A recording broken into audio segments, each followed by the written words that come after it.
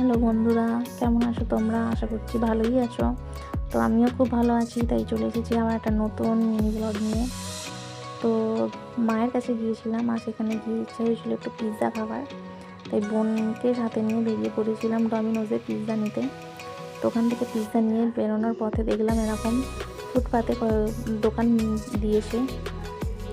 তো এখানে নানা রকম কালার ছিল, মাস্ক ছিল, ফিটকিরি ছিল, নানা রকম জিনিস ছিল। যেহেতু সামনেই দোল, তার জন্য অনেক কিছু বিক্রি হচ্ছে। তো সেখান থেকে কয়েকটা জিনিস আমরা কিনলাম। তারপরে বোন চশমা দেখছিল, ওর দুটো চশমা নিল, ওর জন্য একটা আর আমার ছেলের জন্য একটা।